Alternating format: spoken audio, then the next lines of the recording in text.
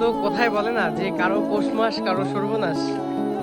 চারপাশটা দেখো কত সুন্দর লাগতেছে না, ফুলগুলা কত সুন্দর ফুটে উঠছে। তারপরে চারপাশটা একদম সবুজ, বৃষ্টি হওয়ার পর এত সুন্দর সবুজ লাগতেছে, ওয়েদারটা সেই ভালো লাগতেছে। আর কারো হচ্ছে মাঠে কৃষকের, যেমন আমাদেরই জমিতে হচ্ছে আলু লাগাইছিলাম, আলুগুলো ভিজে একদম শেষ, সবগুলো তো তোলার মতন অবস্থায় নেই, একদম ভিজে টিজে সব সর্বনাশ হয়ে গেছে। তো এটাই, ওর জন্যই বলে কারো পৌষ মাস কারো সর্বনাশ। সবার হয়তো ভালো লাগতেছে, ঠান্ডা ঠান্ডা ওয়েদার, 2 দিন ধরে সেই গরম যাচ্ছিল, খুব গরম লাগতেছে, অসহ্য আর কি ফিল করতেছিল, খারাপ লাগতেছিল। তো ওদের জন্য খুব ভালো, ও ওয়েদারটা কত সুন্দর হয়ে গেছে, চেঞ্জ হয়ে গেছে। কিন্তু আমাদের আমরা কৃষক, আমরা জানি যে আমাদের কতটা বুক ফাটতেছে, কষ্ট হইতেছে। কারণ এতগুলো টাকা খরচা করে আলু করছি, আলু ওঠাবো মাত্র, তাতেই বৃষ্টি হয়ে গেল কালকে। তো প্রকৃতির দান কি করা যাবে, যেটা আমরা কৃষকের মর্ম